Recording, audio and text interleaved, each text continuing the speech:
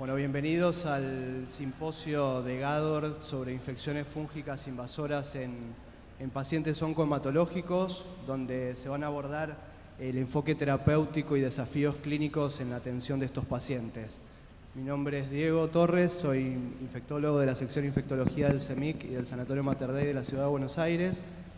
Y en primer lugar le quiero agradecer a GADOR por la convocatoria para participar de este simposio, que realmente estoy muy contento de poder compartir con estos dos grandes profesionales que me acompañan, que además de ser amigos y ser excelentes personas, son realmente referentes en estos temas y seguramente vamos a poder aprender mucho de ellos.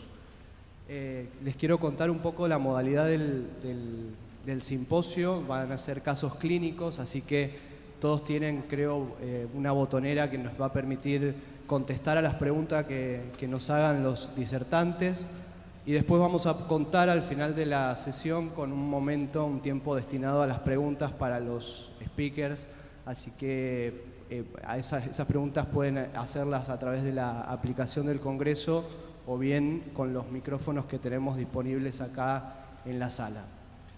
Ahora sí les presento a los disertantes. Entonces vamos a contar primero con la presencia de la doctora Rosana Jordán.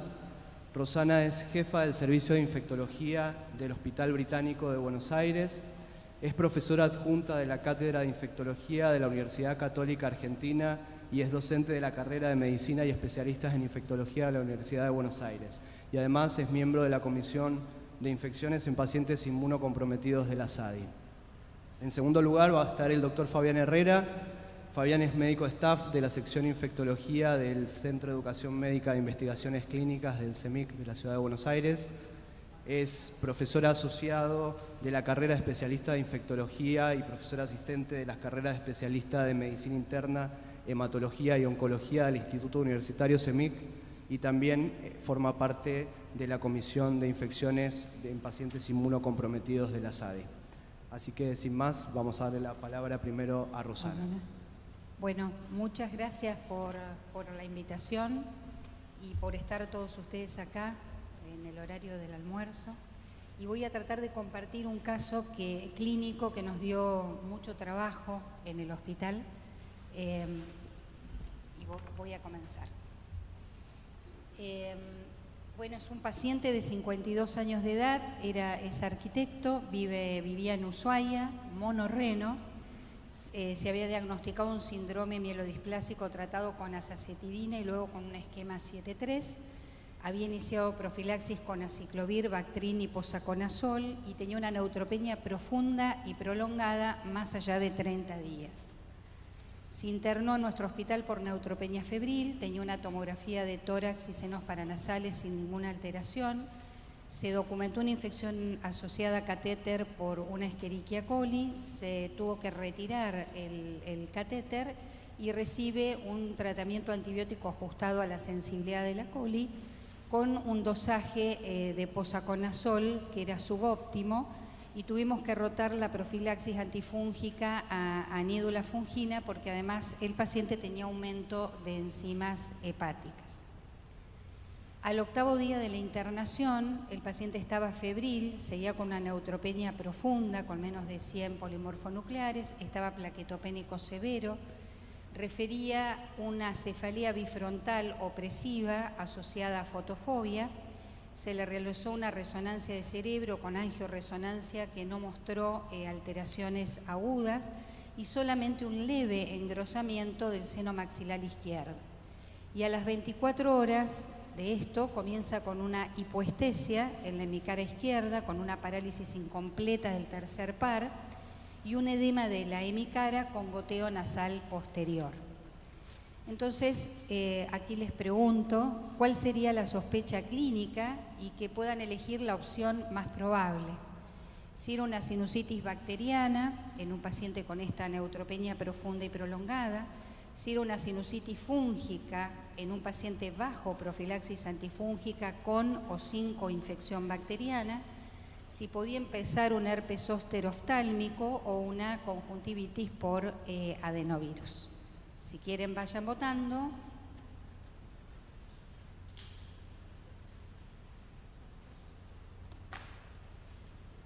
¿Estamos?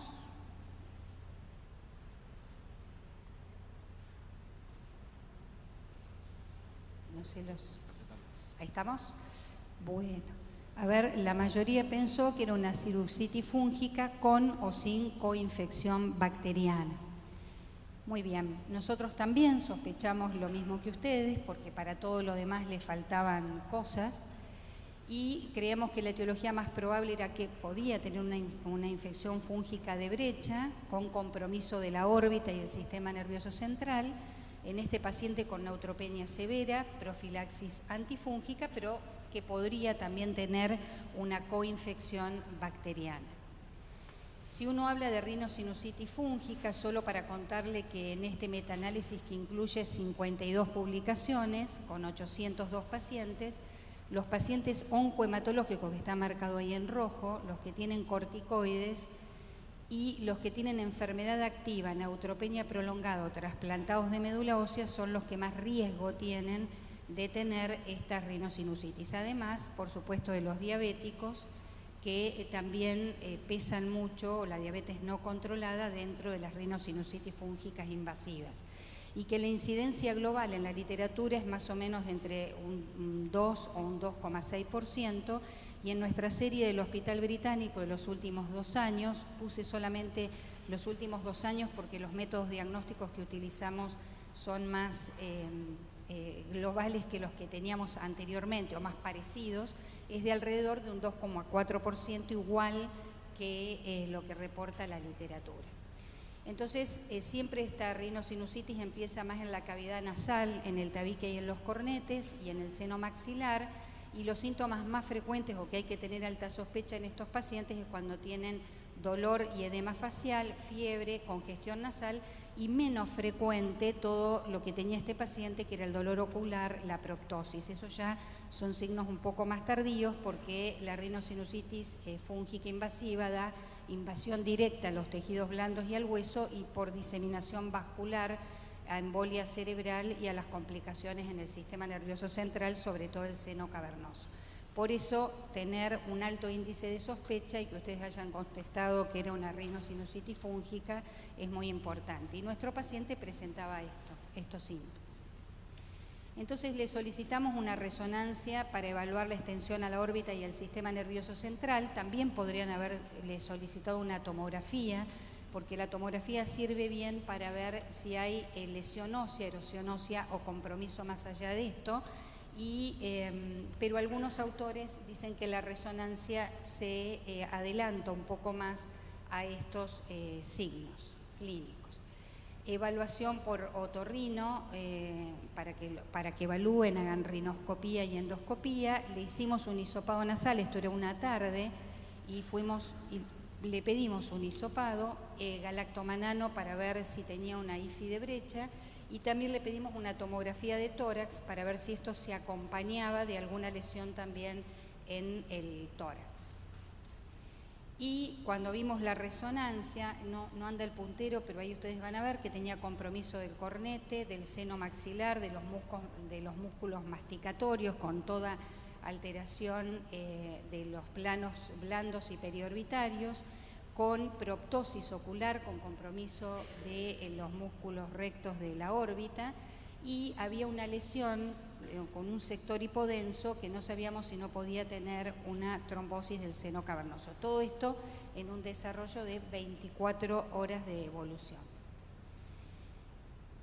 Consultamos al equipo de oftalmología también, de neurocirugía y de otorrino. Se le realizó le pedimos una endoscopía. El paciente tenía 10.000 plaquetas y se realizó, por supuesto, previa infusión de plaquetas. Les voy a mostrar, a ver si se ve. Esta es la endoscopía, que es lo que encontraron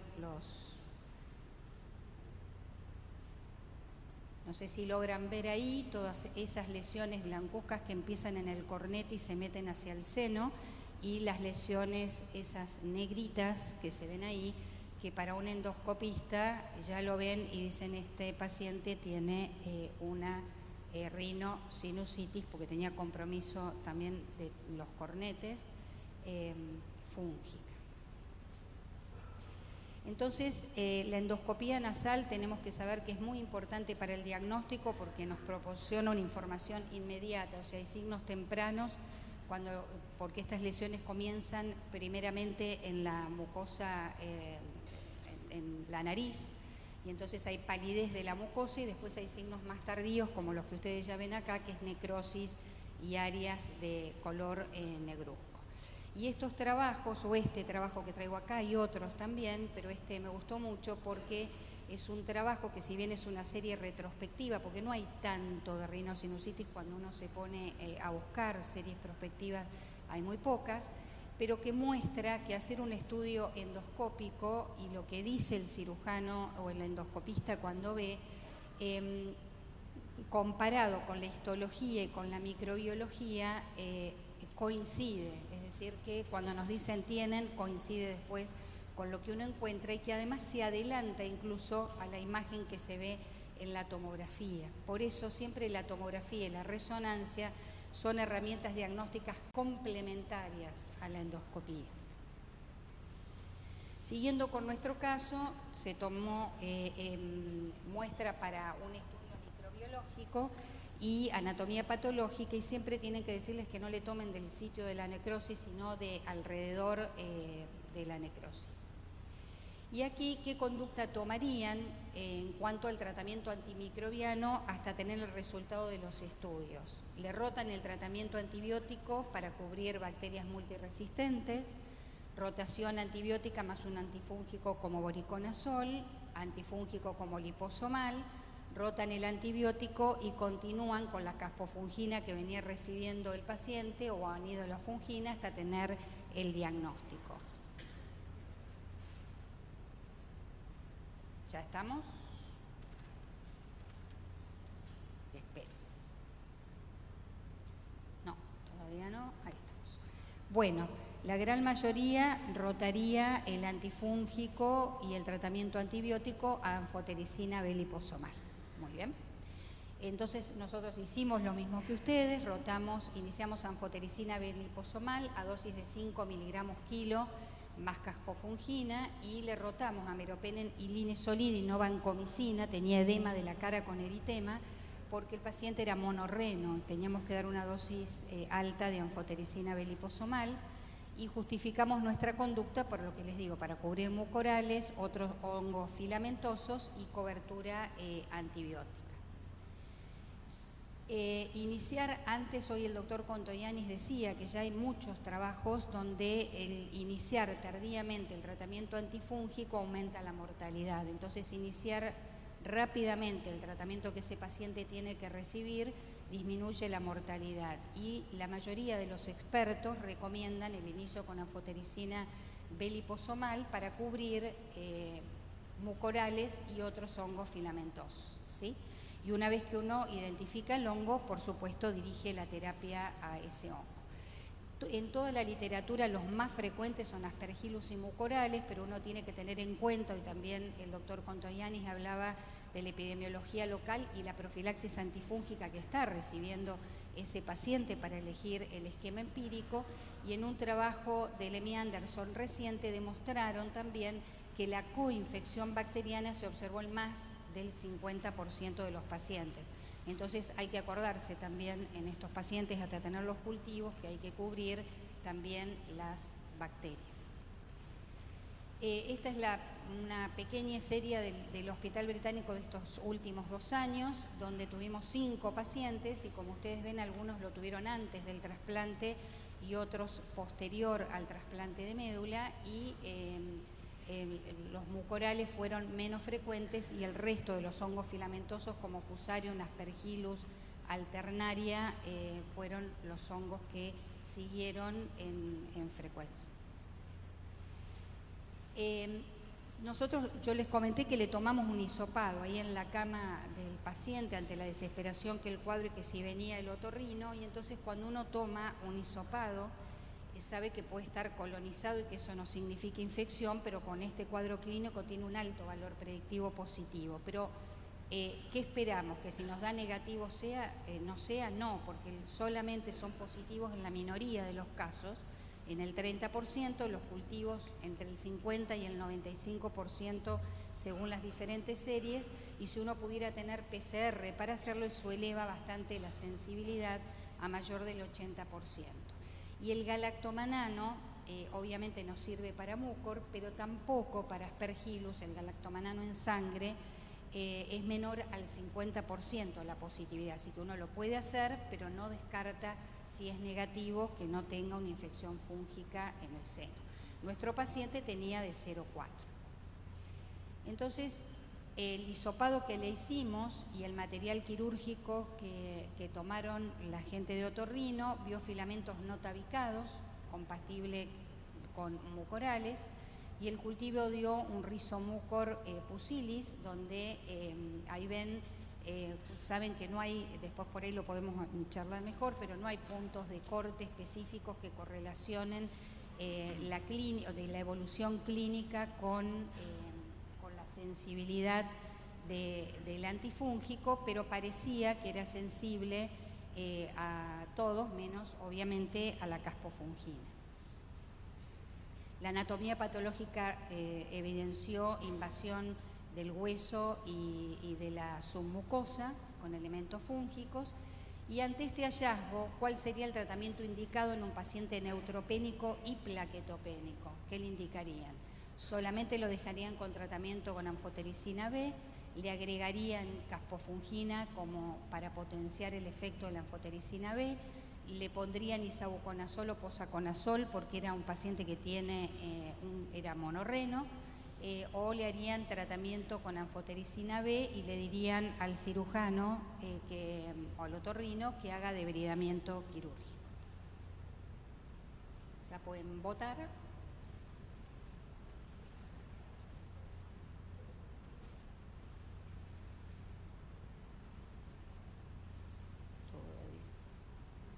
Bueno, muy bien, el 87% votó la respuesta que es lo que hay que hacer, porque los 4 pilares en el tratamiento es el diagnóstico precoz, el debridamiento quirúrgico, que la terapia antifúngica sea adecuada y tratar de revertir la inmunosupresión. Que no te preocupes que me voy a ir sacando la ropa, si no que se me caiga.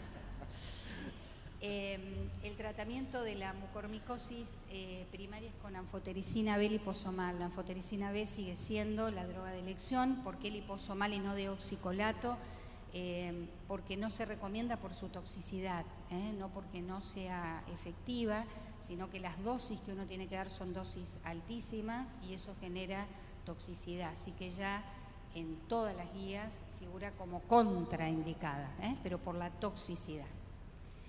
El isavuconazol, la FDA con este trabajo, que es un trabajo que fue bastante cuestionado, porque es un estudio abierto que tiene un comparador externo, es decir, tomaron de otro trabajo donde habían tratado con isavuconazol pacientes que tenían mucormicosis, que solo son 37 pacientes, y lo compararon con una base de datos mundial de pacientes tratados con diferentes formulaciones de anfotericina B y vieron que la respuesta era igual.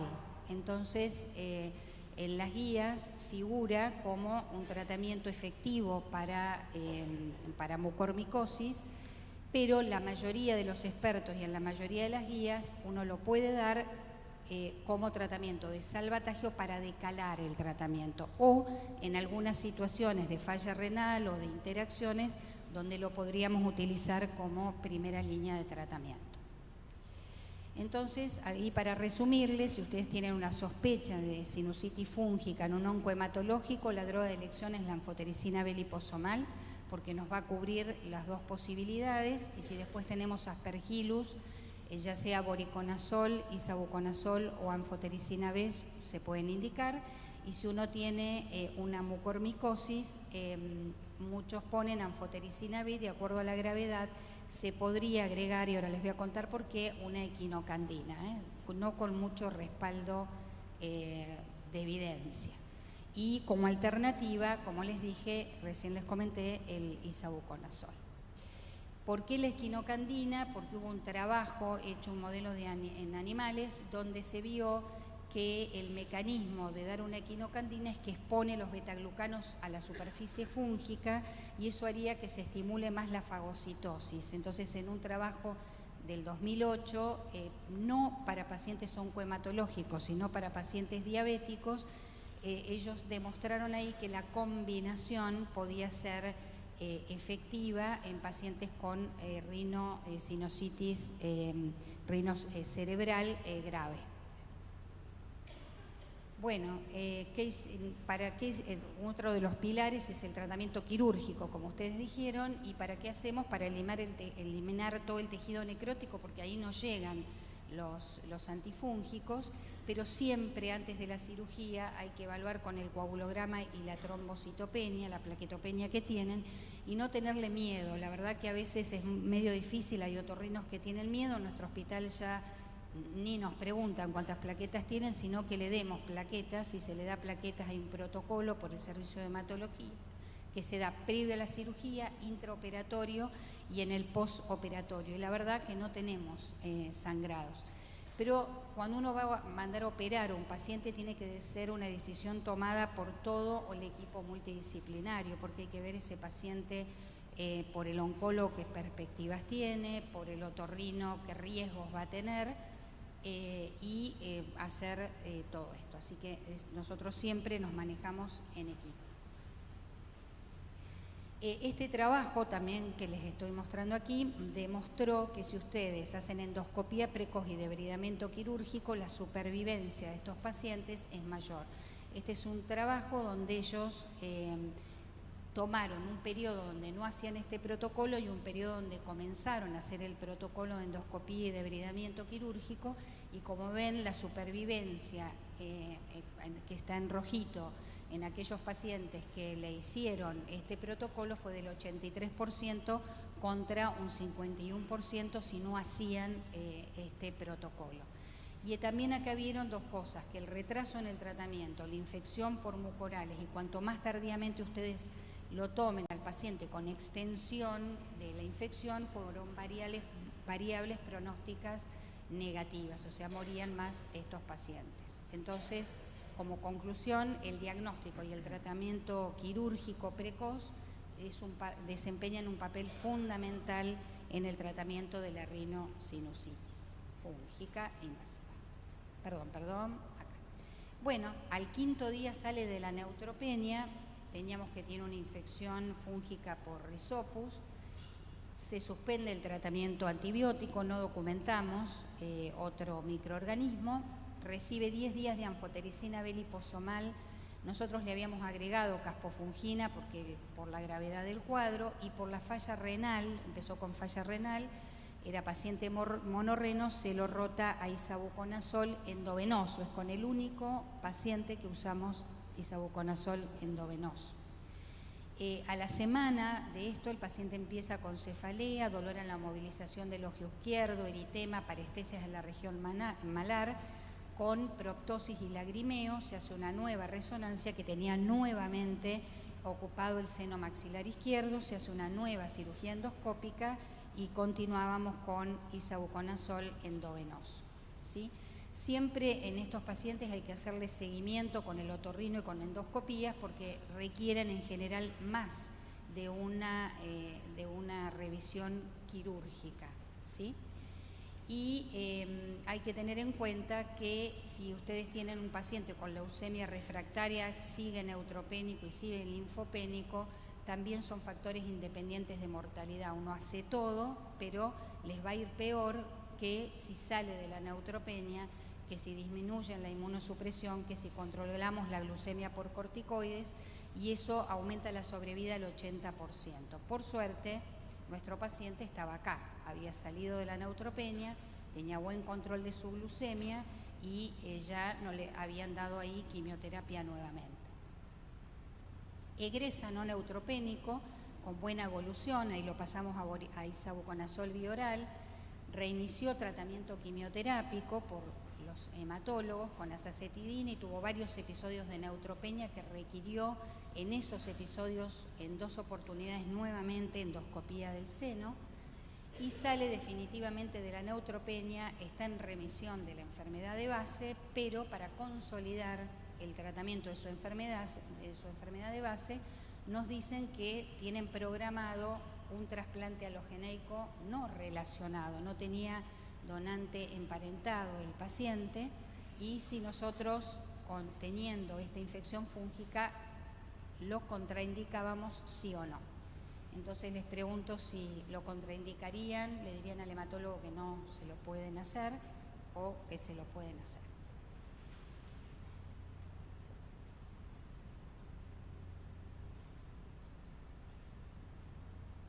¿Ya estamos?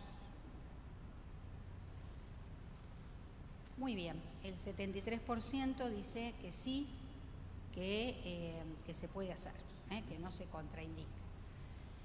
Entonces nosotros fuimos a leer, hay mucho escrito para aspergilosis, hay muy poquito escrito para mucor, pero teníamos que animarnos porque era lo único que a este paciente podía salvarle su vida para controlar su enfermedad. Entonces uno tiene que saber, y este trabajo es muy bueno, se los recomiendo, del BLAT del 2020, creo que es de Contoyanis también, es que si uno no le hace profilaxis secundaria antifúngica, el 50 al 60% va a recaer la IFI durante el trasplante, que generalmente va a recaer en el sitio primario donde lo tuvo, que la recaída tiene mayor mortalidad y que hay ciertos factores asociados que uno tiene que mirar cuando le dice al hematólogo que sí, que lo va a poder trasplantar, es qué duración de la neutropenia va a tener, porque eso va a tener más chance de que recaiga, si el estadio de su enfermedad está avanzada, si tiene menos de 6 semanas de tratamiento antes de hacerle el trasplante, es decir, que le va a ir mejor a pacientes que controlemos su IFI antes del trasplante, si el condicionamiento que le hacen es mieloablativo versus no mieloablativo, y si el trasplante de médula es de stem cell periféricas, como las neutropenias son más cortas que si es de médula ósea, en general tienen neutropenias un poco más cortas y sería mejor. Y además muchos también ponen que tiene que ver un poco qué hongo es el que tenemos, y el mucor es uno de los más complicados. Y si ese paciente después va a tener enfermedad de injerto versus huésped. Entonces este trabajo, que es para aspergilosis, vieron que tener una IFI previa controlada, es decir, con más de 6 semanas de tratamiento previo al trasplante, no impactaba en la sobrevida, en la incidencia de que esos pacientes tuvieran enfermedad de injerto, complicaciones pulmonares o recaída de la leucemia.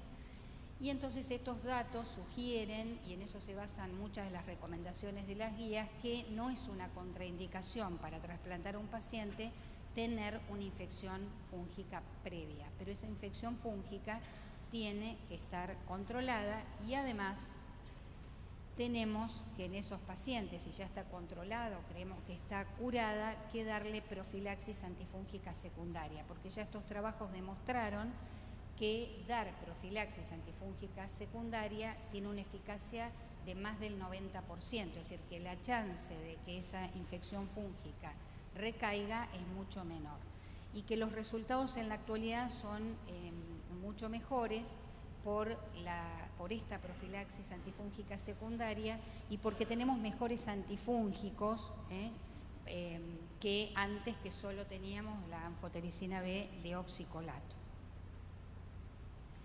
Entonces, a los 3 meses del tratamiento antifúngico, siguiendo con nuestro caso clínico, el paciente estaba en forma ambulatoria y viene para el control, le hacemos una nueva resonancia, y en la resonancia tenía ocupación del seno. Él estaba perfecto, había incluso ido a Ushuaia a ver a toda su familia y vino y estaba en el consultorio como cualquiera de nosotros que estaban acá, pero cuando vimos el resultado de la resonancia tenía ocupación del seno maxilar, osteomielitis, del hueso malar, de la base del cráneo, con extensión hacia la órbita, y ahí dijimos, bueno, tenemos que hacerle una nueva cirugía. Hicimos 2 consultas al exterior a ver qué harían con esto, porque no encontrábamos mucho de mucor y que vaya a trasplante, y entonces hizo una nueva intervención quirúrgica con el equipo de cirugía maxilofacial y de oftalmología, y en el examen directo se veían hongos filamentosos.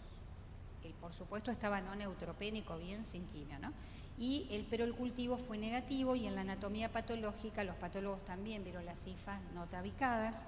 Entonces lo volvimos a internar, le volvimos a dar anfotericina B liposomal por 7 días, como era monorreno, hizo falla renal, y lo rotamos nuevamente a isavuconazol.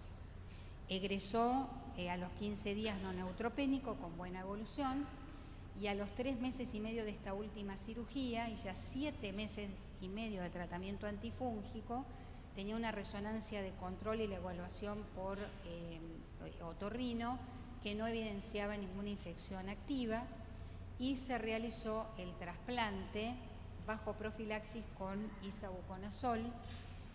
Hizo parte endovenosa cuando tuvo mucositis, y después lo pasamos a la vía oral, sin documentación de reactivación de la infección fúngica a los 8 meses post-trasplante. Y entonces, como ven, ahí lo tratamos 7 meses y medio. El tratamiento no está definido, cada vez tiene que ser individualizado de acuerdo a la respuesta clínica, radiológica y el estado inmunológico del paciente.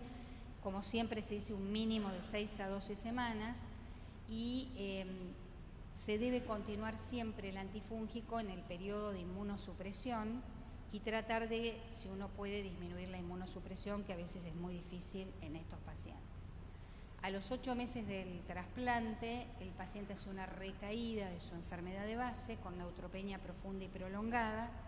Siempre bajo profilaxis estuvo con isavuconazol, no documentamos recaída de la infección fúngica invasiva, y lamentablemente fallece por un sangrado del sistema nervioso central asociado a la plaquetopenia profunda que tenía por su enfermedad de base no controlada. Y entonces, como mensajes que les quería dejar, es que la rinosinusitis aguda fúngica invasiva es una infección que tiene alta morbimortalidad en estos pacientes, que tiene progresión rápida, ¿sí?, por invasión local y diseminación vascular desde la mucosa nasal hacia la órbita, a la base del cráneo y del cerebro, que siempre hay que utilizar algoritmos de diagnóstico para un diagnóstico precoz, que van a incluir el alto índice de sospecha, la endoscopía, la tomografía o la resonancia, como dijimos, los estudios microbiológicos, y que esos son la clave para que disminuyamos la morbimortalidad, que hay que indicar tempranamente la cirugía junto con la administración del antifúngico más adecuado, y eso es el gol estándar del manejo en estos pacientes. Saber que el control de la enfermedad de base y la salida de neutropenia juegan un rol muy importante para el pronóstico favorable, junto con todas las otras medidas, que el manejo siempre debe ser multidisciplinario, y que la infección fúngica previa no contraindica el trasplante, pero requiere de toda una evaluación previa y de profilaxis antifúngica secundaria mientras continúe con inmunosupresión. Creo que terminé. Y muchas gracias. Todo este equipo es el que trabaja conmigo.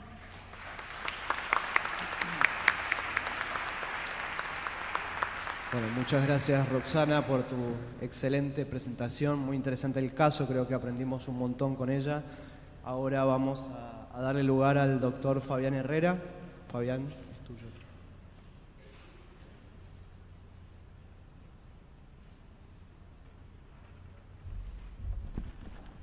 Hola, buenas tardes. Bueno, en primer lugar quiero agradecer a los representantes del Laboratorio Gador por invitarme. La verdad que es un placer enorme estar con amigos, acá con el doctor Torres, que se formó con nosotros en CEMIC, estoy muy orgulloso de él. Así que, y con Rosana Jordán, que ¿cuánto hace que nos conocemos, Rosana? No lo digamos porque van a pensar y ya van a averiguar la edad. Sí, nos conocemos desde que éramos recientes de clínica, así que ahí en la terapia, ¿te acordás? Bueno, vamos a compartir otro caso. Vamos a ver, no tuvo final feliz el tuyo. ¿Cómo mostraste un caso sin final feliz?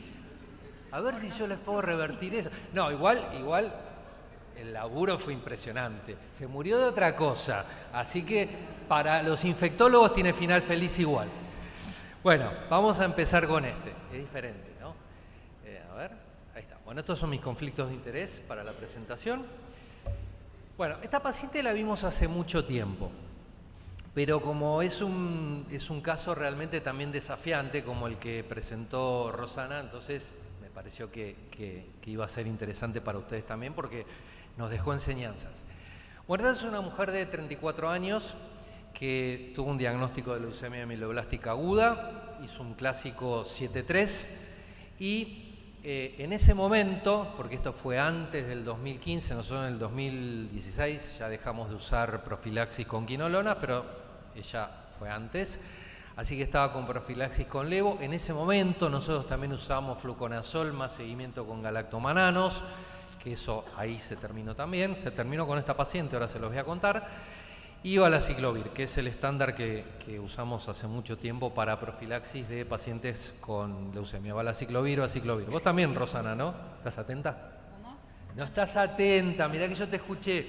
No, te estoy preguntando si ustedes usan aciclovir o valaciclovir de profilaxis. Aciclovir. No está bien por aciclo o valaciclo, claro. Nosotros Sí. usamos aciclo porque es muy caro. No, nosotros también usamos. Hay que cuidar los costos. Aparte estamos en el horno ahora, ¿no? Más aún. Bueno. Tuvo montones de episodios de neutropenia febril, pero como no es el objetivo de hoy, no se los voy a contar. Pero no tuvo documentación microbiológica. Y como estaba con fluco, le hicimos vigilancia con galactomananos semanales y cuando hacía fiebre, TC de tórax y de senos. Lo que todos saben que hay que hacer cuando uno utiliza vigilancia con galactomananos. Lamentablemente, esta paciente la queríamos mucho, porque tanto ella como su familia son esas que uno se encariña, bueno, y le fue mal, porque lamentablemente salió con blastos y tenía 30% de blastos en la médula, o sea, diagnóstico de LMA refractaria. Así que se reinduce y ya los hematólogos habían encontrado a su hermana histoidéntica, con lo cual dice, bueno, le hacemos un segundo 7-3 y va a ir un trasplante. En ese momento empezamos, ella fue la paciente número 1 que empezamos a usar posaconazol de profilaxis, porque imagínense, ya llevaba 35 días de neutropenia, iba a estar otros tal vez 30 más. No había comprimidos de liberación modificada. Los que usaron, ¿te acordás, Rosana, lo que era? Oh, los niveles, bueno, por suerte eso fue al principio. Pero bueno, en ese momento ella, que tenía mala suerte por todo lo que le estaba pasando y todo lo que le va a pasar, le dimos el posaconazol, porque tenía mucho riesgo de IFI. Luego de 12 días de posa, hace un nuevo evento de neutropenia febril. Estaba perfecta ella, lo único que tenía era fiebre. Pero, bueno, en ese momento había recibido múltiples esquemas de tratamiento, hizo banco meropenen, y a las 24 horas tenía hemocultivos negativos, el transcatéter, le hicimos galactomananos, porque ya no era vigilancia, sino teníamos sospecha de que podía tener una IFI, así que en ese caso sí hay que hacerlos, como bien dijo Rosana, si son positivos sirve, si son negativos no. Y tenía un dosaje de posaconazol de 530 nanogramos por mililitro. A ver el doctor Diego Torres que me está coordinando, ¿qué le parece ese dosaje? A ver si está atento. Rosana no estaba atento. ¿Vos estás atento? No me hagas quedar mal. Estaba abajo. Ah, bueno, está bien, estaba atento. Sí, bueno, para posaconazol solución oral lo que se recomienda es un nivel de 700 nanogramos por mililitro. Sin embargo, eso después lo vamos a ver, hay algunos trabajos que mostraron que con 500 no está mal, ¿sí? Ella tenía 530. Pero la paciente, ya vayan pensando, yo les voy a tirar un dato, pero que ustedes seguro van a hacer el diagnóstico. Si lo pudimos hacer nosotros, lo van a poder hacer ustedes. Bueno, tuvo mialgias, acuérdense, mialgias, y lesiones cutáneas, que ahora se las voy a mostrar para que hagan el diagnóstico. Bueno, de un día para otro, ¿se acuerdan que empezó con fiebre? A las 24 horas se llenó de lesiones cutáneas. Tenía cerca de 20 lesiones cutáneas, que ahora les voy a mostrar algunas, en diferentes estadios. Bueno, esta era una mácula que la tenía en la parte externa del muslo, no se palpaba, tenía más o menos 3 centímetros. Aquí tienen otras que esas son palpables y fíjense que tienen diferente morfología y diferente tamaño, ¿sí? Tienen una en la cara interna del muslo, otra sobre el cuádriceps. Ven que son de diferente tamaño, diferente morfología. Aquí tienen una un poquitito más cerca de otra localización, que es un eritema bastante intenso. Ustedes pueden ver que los colores varía el tamaño, algunas se palpaban, otras no. Fíjense que esta otra tiene otra morfología. Y creo que la última, a ver, ahí está.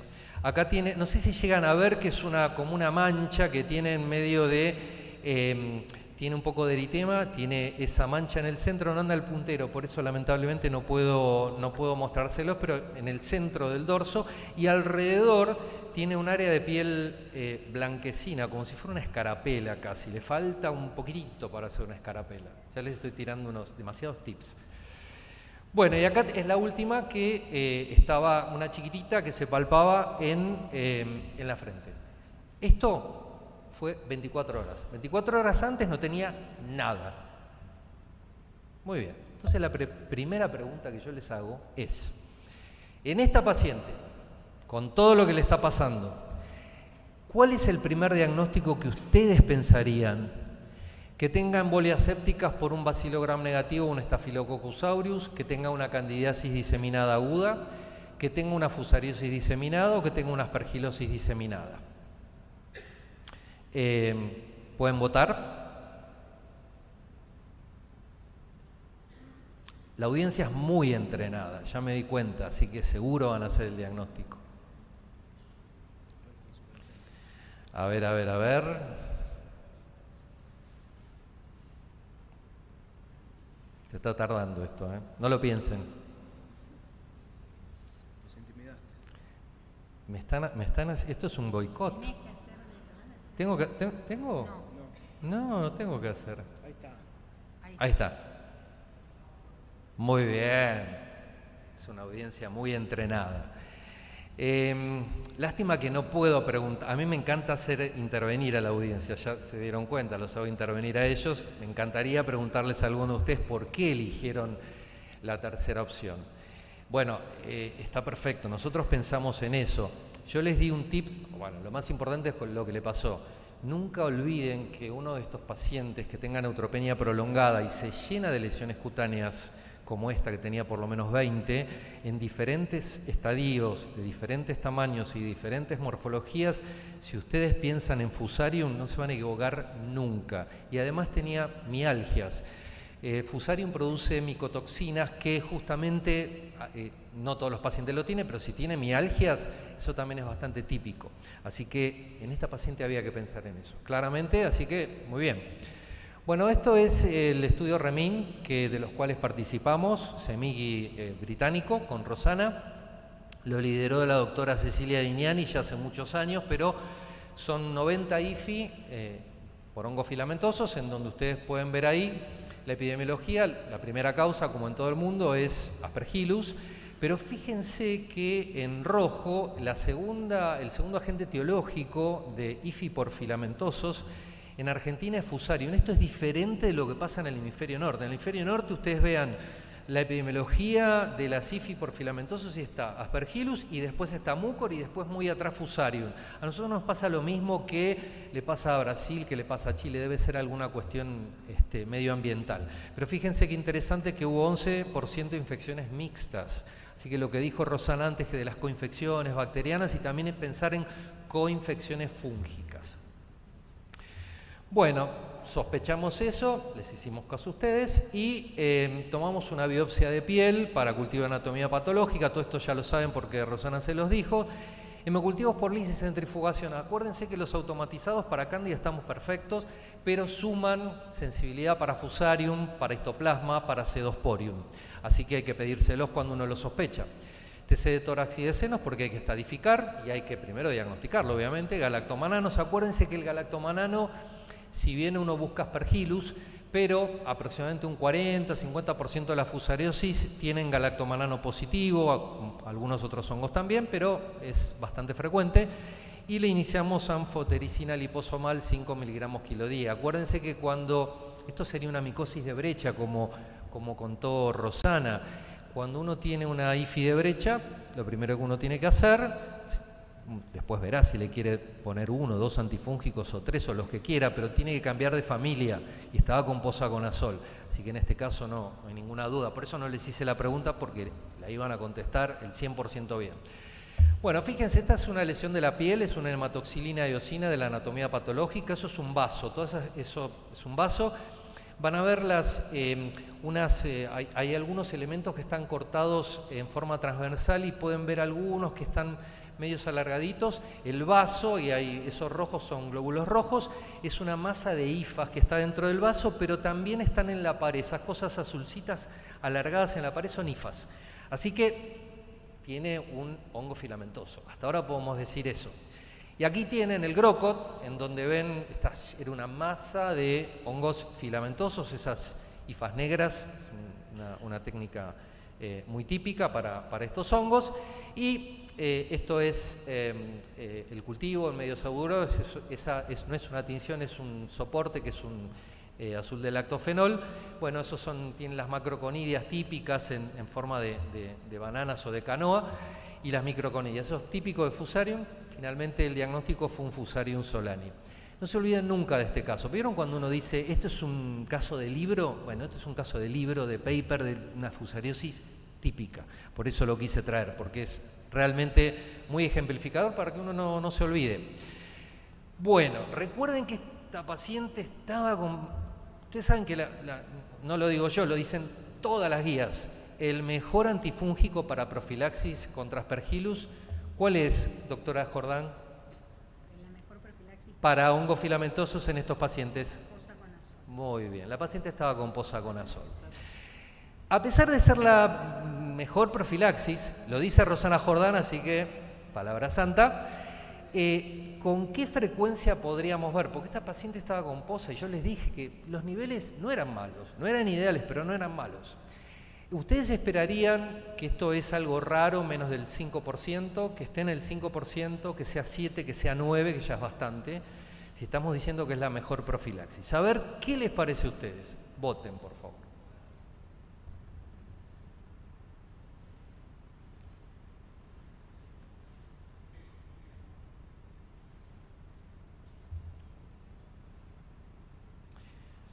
A ver, 5%.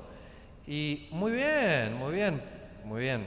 Están captando todos los conceptos que empezó Rosana. Muy bien. Bueno, les voy a mostrar simplemente que estuvieron muy en lo cierto.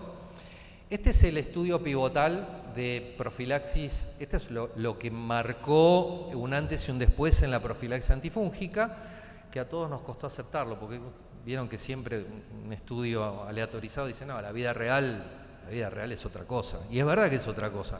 Pero bueno, primero uno tiene que ver qué es lo que pasó en un estudio pivotal. Fíjense, IFI de brecha, en el grupo de posaconazol, 2%. Dijimos, esto es un golazo. ¿Podremos replicarlo? Bueno, fíjense después estudios de la vida real, en donde realmente las IFI de brecha intraposaconazol son menor al 5%. Y lo último fue a ver qué nos pasaba a nosotros en CEMIC. Les voy a contar, este es un trabajo que presentamos en SAI del año pasado. Son todos neutropénicos de alto riesgo que tenían más de 14 días de menos de 100 neutrófilos. Fíjense la mediana de neutropenia, 26 días. Todos recibieron posaconazol. La mayoría eran comprimidos, 60 de los 70 pacientes. Fíjense que dentro de las enfermedades de base, la mayoría eran leucemias mieloblásticas agudas y mielodisplasias. Y con respecto al estado de la enfermedad de base, el 90% tenía la enfermedad de base activa, o sea, en pacientes neutropenia muy prolongada, menos de 100 neutrófilos, leucemias, mielodisplasias y todas enfermedades activas. Si estos pacientes no hacen IFI, no hacen ninguno, así que eran de muy alto riesgo. Y bien, dato que nos puso contentos porque es lo mismo que dice la Biblia. IFI de brecha, solamente una sola paciente con un tricosporón asagi. Así que realmente es raro. Esto que tuvo la paciente, por eso le dije que tenía mala suerte la paciente. Leucemia refractaria y que además tuvo una IFI de brecha por un Fusarium intraposaconazol. La verdad, mucha mala suerte. De hecho, cuando ella tuvo este caso, había solamente 2 casos publicados en la bibliografía. Bien, fíjense, esto es lo que dijo antes Diego muy bien, lo que recomienda el ESCMIC y muchas guías es que cuando uno utiliza suspensión debería tener dosajes de más de 0,7 nanogramos por mililitro, en donde se ven que eso se consigue mucho mejor con los comprimidos de liberación modificada. El tema es que es bastante controvertido el hecho de si uno tendría que hacer dosajes de posaconazol cuando utiliza comprimidos de liberación modificada, que es lo que ahora hay en el mercado, porque la biodisponibilidad es excelente, porque no tiene problema con la ingesta, ni necesitan darle comidas con grasas, ni les importa si tienen bomba de protones o no, porque con la solución oral teníamos esos problemas. Y bueno, de todos modos uno lo sigue haciendo y a veces dice, uy, están bajos los niveles, le tengo que aumentar. Bueno, este trabajo que les muestro ahí es uno de los que hay en la Biblia, en donde encontraron IFI de brecha intraposa que recibían comprimidos, un número importante de trasplantes, también como los números que yo les acabo de mostrar. Pero lo que mostró este estudio, que las IFI de brecha y los que no habían hecho IFI de brecha, ambos tenían niveles altos de posaconazol.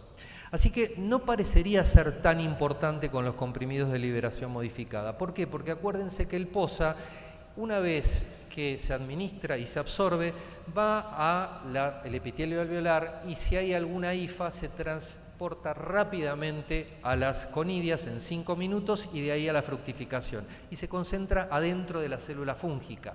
Entonces, que tenga niveles altos o no para Aspergillus no importa mucho, pero este no es un hongo como Aspergillus. O sea, lo que comparte con Aspergillus es que es un hongo filamentoso y alino tabicado. Pero lo que no comparte con Aspergillus es que el 50% de la fusariosis tiene hemocultivos positivos. Así que probablemente para un hongo que da fungemia sea importante los niveles. Y tal vez por eso esta paciente tuvo eso. Bueno, no iban las cosas bien, obviamente. Les dije que tenía mala suerte, así que con diagnóstico de fusariosis diseminada, estaba llena de lesiones por todos lados, estaba con fiebre de 40 grados todos los días, que no se la podíamos bajar, 5.º día de enfotericina liposomal, hemodinámicamente bien, uno entraba, le decía que se sentía bien, a pesar de que tenía todo eso, y seguían apareciendo lesiones cutáneas nuevas, y además un día empieza que le sangra un poquitito la nariz. Estas son las lesiones cutáneas que tenía la paciente. Fíjense que ahora son más cuando uno dice, uy, esto va a ser tipo un ectima gangrenoso, le falta una necrosis, pero ahí en el centro se puso de un color purpúrico, ¿no? Que es acá ven bien el centro que ya se está necrosando, es una lesión típica de ectima gangrenoso que ustedes saben que lo dan un montón de etiologías, entre ellas el fusarium. Así que la paciente estaba empeorando realmente, estábamos en problemas. Y les dije que tenía una descarga nasal sanguínea, pero unas gotitas de sangre, no tenía dolor. No, todo lo que dijo Rosana no lo tenía. No tenía ningún síntoma rinosinusal, solo fiebre y lesiones cutáneas nuevas. Como tenía eso, le hicimos una tomografía. ¿Se acuerdan que les dije que ella tuvo varios episodios de neutropenia y siempre le hacíamos tomografía de tórax y de senos por el riesgo? Siempre tenía tomografías de senos normal, no tenía nada. Y lo único que tenía esta de diferente era un poquito de engrosamiento mucoso. Lo pueden ver ahí, del lado derecho. Lo único que tenía es un mínimo engrosamiento mucoso y no tenía ningún síntoma rinosinusal. Entonces, a ver si la escucharon a la doctora Rosana Jordán y aprendieron. Rosana, esto es un test para vos, ¿eh? ¿Cómo no? ¿Le indicarían una endoscopía quirúrgica rinosinusal con solamente un engrosamiento mucoso, sin síntomas rinosinusales? ¿Sí o no?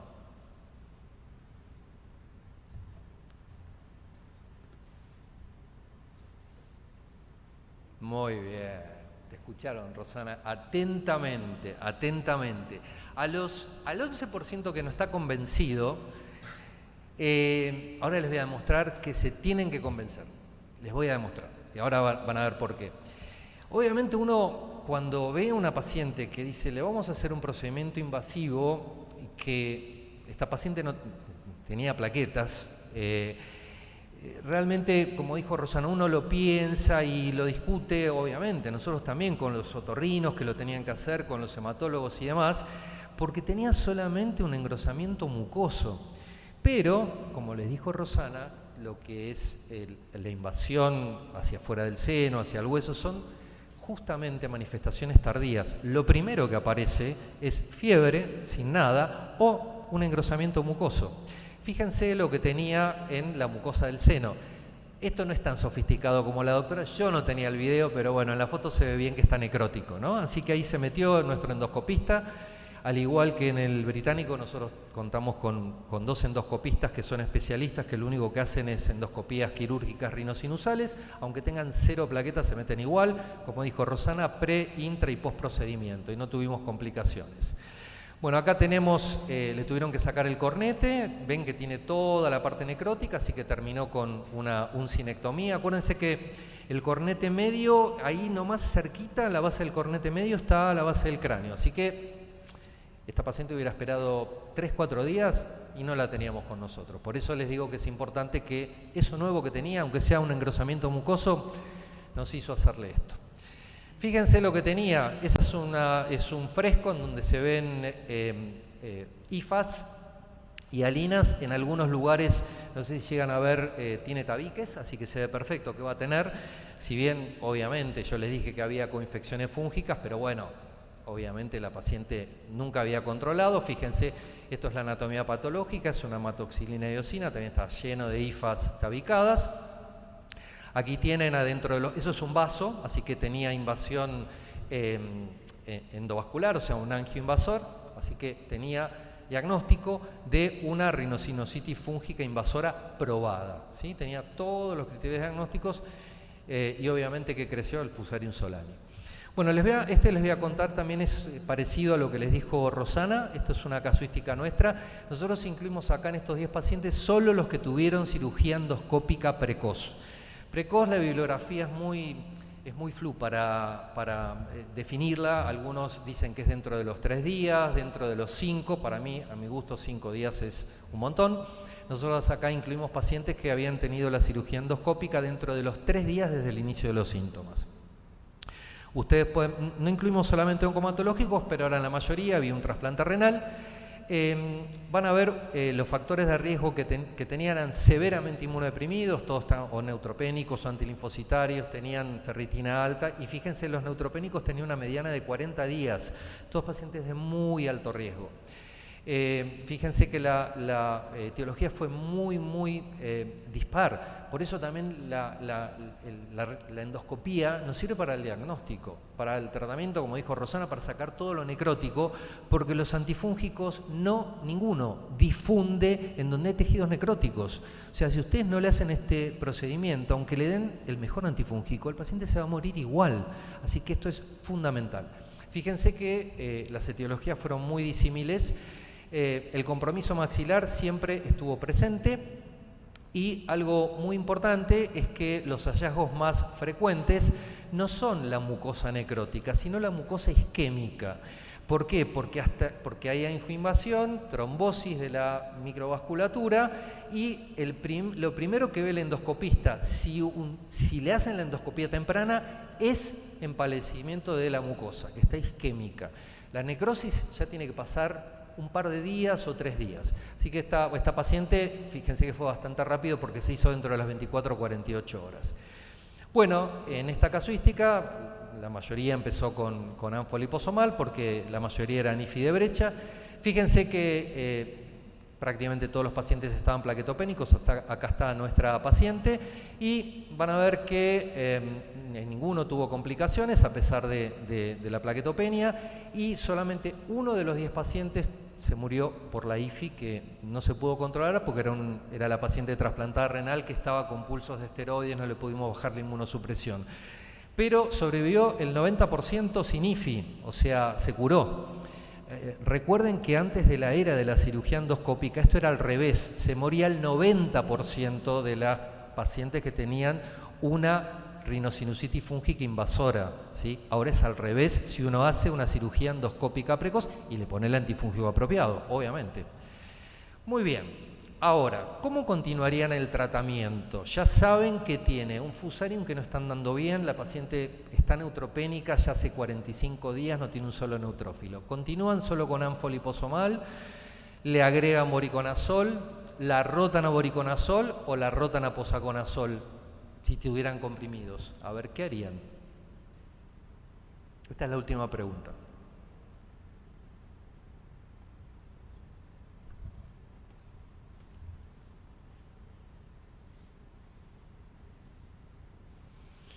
A ver. Continuar con... Bueno, muy bien. Muy bien. O sea, la mayoría pensó que algo diferente teníamos que hacer, porque la paciente seguía con fiebre, le aparecían lesiones cutáneas nuevas y tuvo la rinosinusitis. Bueno, nosotros le pusimos tratamiento combinado, le agregamos voriconazol. Esto es del 2021, ¿no? Son las guías del IJAN y de la Confederación de Micología. Esta paciente no estaba en el 2021, estaba mucho tiempo antes. Pero bueno, las guías recomiendan que para el tratamiento antifúngico en fusariosis es importantísimo el desviramiento, que esto lo dijo Rosana y se los reafirmo, que es súper importante. Y con respecto al tratamiento uno puede hacer las dos cosas. No hay evidencia por ahora, después lo vamos a ver en un trabajo, de que el tratamiento combinado y la monoterapia, así que para tratamiento de inicio uno puede usar monoterapia con voriconazol, con anfotericina liposomal o complejo lipídico, o puede utilizar la combinación de ambos. Las guías dicen que uno podría hacer las dos cosas. El tema es que la respuesta para ver qué hace uno con antifúngicos en hongos filamentosos, en cándida está bastante contestada, en hongos filamentosos no, salvo para Aspergillus, pero para Fusarium y para Mucor no, porque son micosis menos frecuentes. La casuística más grande es esta, pero es un estudio retrospectivo, pero igual es un estudio internacional con casi 90 pacientes con fusariosis, es un estudio de Nucci, que es el que más publica de fusariosis. Pero bueno, fíjense que acá, donde está remarcado, van a ver monoterapia y combinado, esto es mortalidad a 6 semanas, fue igual, y los que recibieron voriconazol y anfotericina liposomal le fue igual. Así que, un poco reafirmando lo que dicen las guías, es que si uno le da monoterapia o le da tratamiento combinado, está haciendo las cosas bien siempre que le dé alguno de esos dos antifúngicos. Bueno, vamos a ver si tuvo final feliz o no. Luego de eso, la paciente no volvió a tener ninguna lesión cutánea. El fusarium creció en los hemocultivos por lisis, en la biopsia, como ya les dije, en los senos paranasales. Tenía una SINANFO de 1, ABORI de 2, APOSA de 2. Tuvo una evolución favorable, afortunadamente. Luego de varios días empezó a descender la curva térmica y eso coincidió con la salida de la neutropenia, pero sale con 15% de blastos y requirió 6 endoscopías para controlar la micosis. O sea, siempre que se metía el cirujano, algo le veía.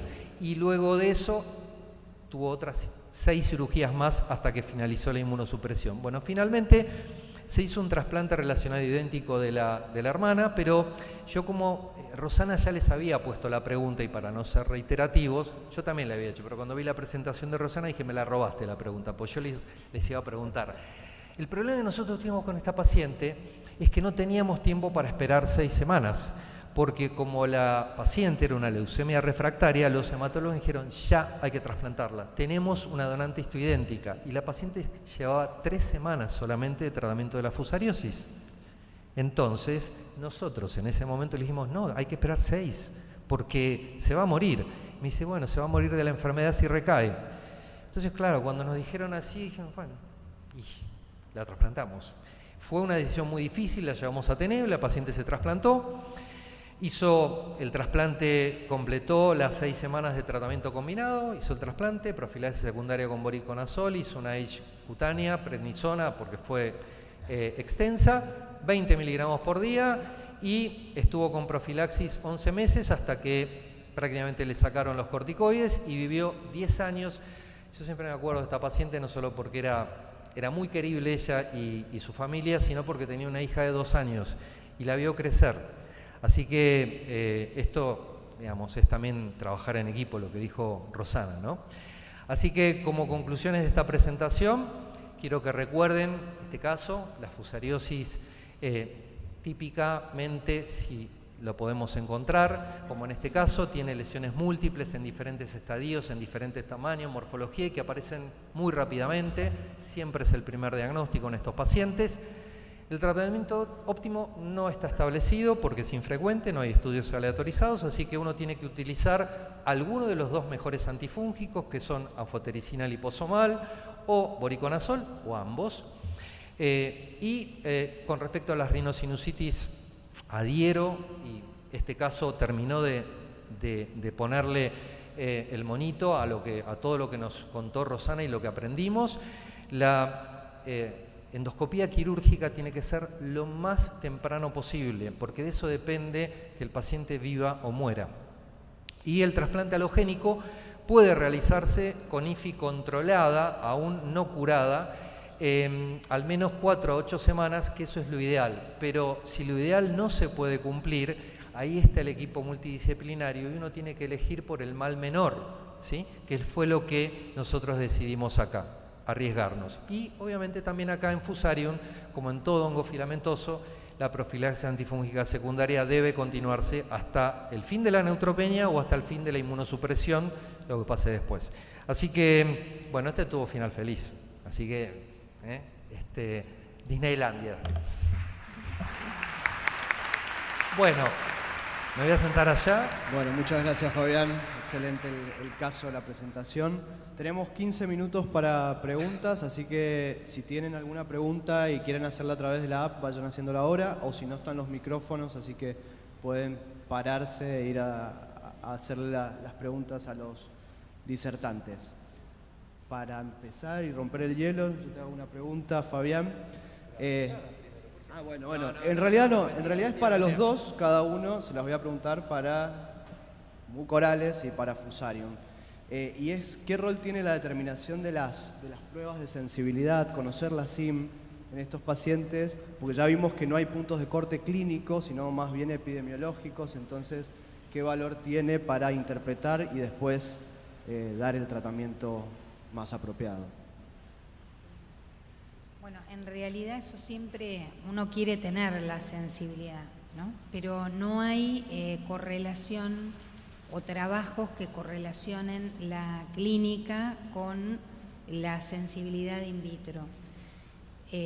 Así que nosotros la pedimos, nos fijamos cuál sería el que está más sensible, pero no hay una correlación. Y justo para esta charla, que siempre uno al último encuentra, hay un trabajo ahora de rinosinusitis fúngica y ver si hay correlación con lo que encontraron en la sensibilidad y la evolución clínica con el debridamiento quirúrgico y el mejor antifúngico de acuerdo a el microorganismo aislado. Y no encontraron, es obviamente una serie retrospectiva, pero es lo que encontré, correlación. Así que yo creo que te puede ayudar, porque si te da una SIM muy alta a un determinado antifúngico y uno tiene otro que es mejor, y en pacientes que están severamente comprometidos, por ahí uno hace combinaciones o elige lo mejor. Pero la verdad que por lo menos para Mucor o para Aspergillus, que también es lo que manejo, no hay una verdadera correlación.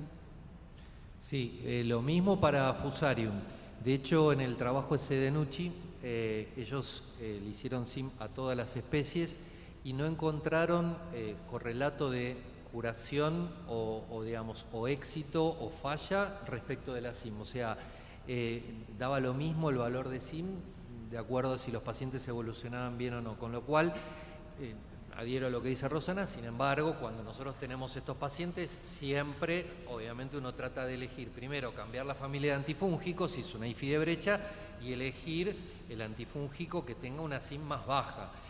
Pero realmente pasa eso, o sea, solamente para Aspergillus fumigatus hay puntos de cortes de 2, que eso está definido, que más de 2 es R y uno tendría que hacer tratamiento combinado, utilizar, o sea, parasólicos estoy hablando, pero fuera de eso, para los otros hongos filamentosos, sí, tal cual dijo Rosana, sí, no hay. Quería aclarar eso de Aspergillus porque los Países Bajos tienen un aumento de la incidencia primaria de resistencia a Aspergillus y ahí sí hay algunos trabajos que les va mal si uno inicia con voriconazol y no con anfotericina B liposomal, con estos puntos de corte que es de 2. Más de 2 es resistente. Pero la verdad que después en el resto no encontrás mucho más en la literatura. Bien, perfecto. No sé si hay alguna pregunta en el público, si no sigo yo. hablando, ya que hablaste del trabajo de Nucci, él mostraba que les iba igual a los pacientes que hacían monoterapia o tratamiento combinado. ¿Vos crees que en algún escenario uno debería utilizar más tratamiento combinado, por ejemplo, en algún paciente en particular, alguna presentación en particular? Sí, yo en esta paciente me parece que uno tenía que hacer algo diferente y tenía que usar tratamiento combinado porque estaba yendo mal. No hay realmente evidencia, ni siquiera el trabajo que ustedes conocen de voriconazol o bori más anídula, si bien tuvo algún beneficio, pero el endpoint primario no lo cumplió. Por eso es que no es un estándar de manejo en ninguna IFI por filamentosos el tratamiento combinado, por eso las guías dicen uno lo puede utilizar, pero calculo que todos haremos lo mismo. Creo que Rosana ahora me gustaría que opine, pero si hoy me llega otra vez esta paciente así, yo le pondría tratamiento combinado, porque sobre todo si el paciente tiene una inmunosupresión muy importante, tiene una neutropenia muy prolongada, tiene alto riesgo de morir, y una presentación muy grave, tal vez esos son los escenarios en donde uno utilizaría tratamiento combinado, por lo menos en fusariosis. Estoy hablando de fusariosis, no de aspergilosis ni de mucor, pero fusario. Sí, nosotros hacemos lo mismo. En aspergilosis no usamos tratamiento combinado de inicio, ¿no? Distinto es el refractario y demás, o el difícil de tratar o que no está evolucionando bien. Pero en fusariosis sí, porque fusarium, hasta que uno tiene la especie de fusario, hay algunos que son resistentes a ANFO, con SIN muy alta, y otros que son resistentes a voriconazol. Entonces ya muchos expertos recomiendan, si uno sospecha fusariosis, hasta tener algún estudio de estos de sensibilidad o ver cómo evoluciona clínicamente el paciente, dar tratamiento combinado. Es uno de los escenarios donde ponemos. Yo, si me permitís, quería recalcar algo. Cuando uno ve las lesiones que mostró Fabián, siempre yo les digo a los médicos que están conmigo en el servicio que uno en estos pacientes no puede predecir por la lesión qué etiología tiene, porque hay infecciones por estáfilo, por pseudomonas, por fusarium y otras causas que no son infecciosas. Entonces, en estos pacientes siempre hay que tomar biopsia, porque nos podemos equivocar. Y siempre en el empírico, si uno tiene una neutropenia prolongada, profunda, va a pensar en IFI de brecha y le va a poner, pero tómenle biopsia, porque a veces tenemos sorpresas que pueden ser otra etiología. Entonces, nunca es algo patognomónico, sino que la biopsia es lo que nos ayuda a confirmar los diagnósticos. Y en eso no tengan miedo con la plaquetopenia severa o nada, se toma biopsia. No, que no haya quedado el mensaje, porque me está retando, que no haya quedado el mensaje que dije que era patognomónico de fusarium, dije que era la primera cosa que tenían que pensar, no, tal cual, yo adhiero a lo que dice Rosana. No te retes. Pero ya sé, un poco para no se peleen, no se peleen. Sí, para hacer un show. No, lo que dice Rosana, yo quiero apoyar porque con estos pacientes uno tiene que tratar, cuando son múltiples las posibilidades, tenemos que ser invasivos. Una biopsia cutánea o sacarle un nódulo, cuando un paciente tiene un nódulo, lo mejor es hacer una biopsia excisional, porque el hongo seguramente va a estar en el tejido celular subcutáneo y con un punch van a estar listos. Pero en una lesión así, un punch le hacen el directo, ven las cifas y ya está. O tiene bacterias o tiene alguna otra cosa. O sea, hay que ser invasivos y lo antes posible en este tipo de pacientes. O sea, adhiero totalmente lo que dice Rosana y no se asusten por la plaquetopenia. Fíjense la casuística que mostró ella, la casuística que mostré yo. Cuando las cosas las hace el que tiene que hacer el procedimiento invasivo, un experto, y con todos los procedimientos que se necesitan, por ejemplo, las transfusiones de plaqueta, pre, intra y post procedimiento, son seguros. Bien, no sé si hay alguna pregunta de ustedes.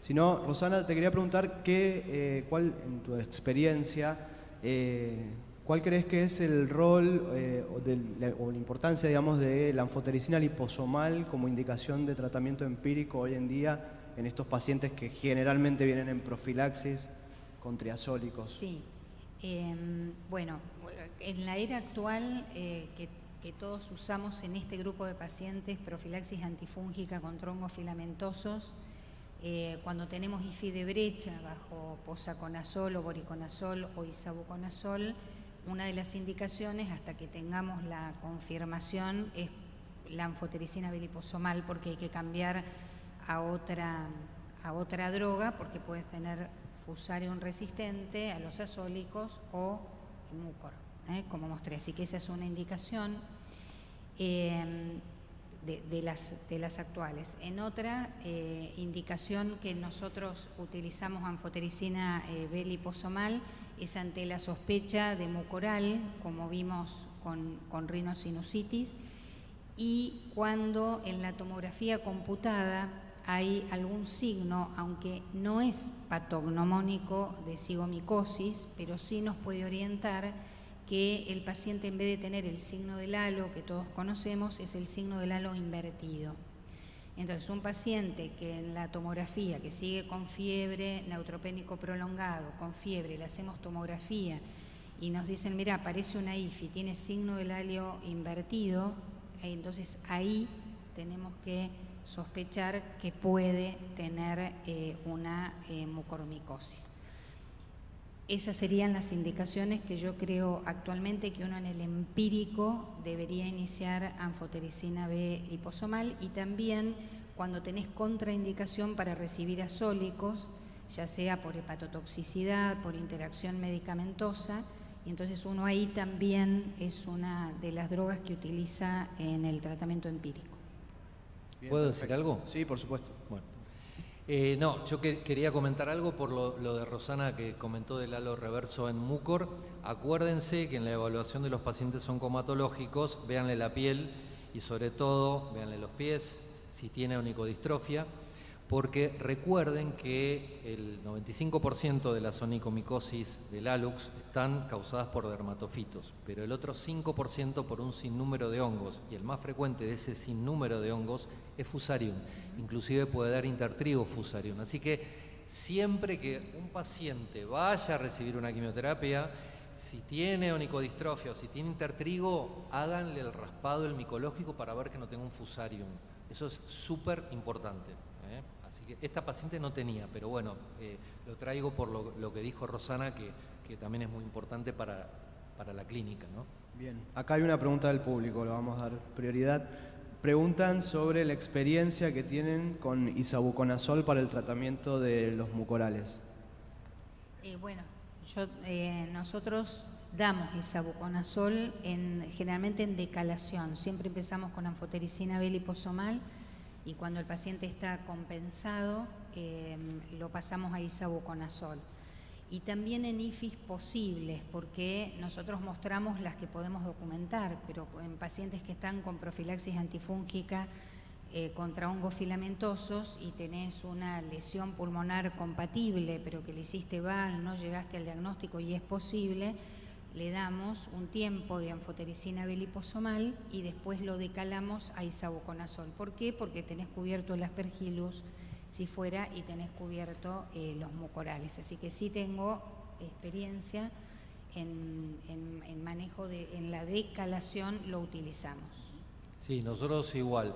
En los últimos 2 años, porque mucores son infrecuentes, tuvimos 3 mucormicosis en oncomatológicos, y también lo utilizamos como tratamiento de consolidación, inducción con anfoliposomal hasta que esté controlada la IFI, y después sí, isavuconazol, y hacemos lo mismo que Rosana, también en las IFI posibles, anfoliposomal, y después cuando el paciente está estable y mejoró la inmunosupresión, también lo decalamos a isavuco, hacemos lo mismo. En este paciente, un poco lo mostré porque era un monorreno, que le dábamos anfotericina B liposomal y a la semana tenía 3 de creatinina. Entonces, creo que el isavuconazol, un nicho que tiene, es en aquellos pacientes que tienen falla renal o comienzan a hacer falla renal con la anfotericina B. Pero esta por lo menos es la experiencia nuestra.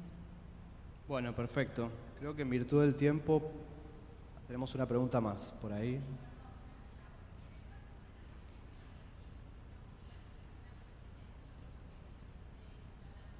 Una especie de críptica. Una críptica del túnel. Que sea resistente a anfo, que sea resistente a azólico, porque puede ser cualquiera de las cosas. Hay muchas especies crípticas que son sensibles a las candinas, que saben que es fungistático para Aspergillus, pero algunas especies crípticas pueden ser la combinación de alguna candina con anfo, con bori, de acuerdo a la CIM en ese caso. Claro. Yo no tengo mucha experiencia porque no tuvimos en los últimos años ninguna de esas especies, pero son de difícil tratamiento. ¿Sí? ¿Vos tuviste una?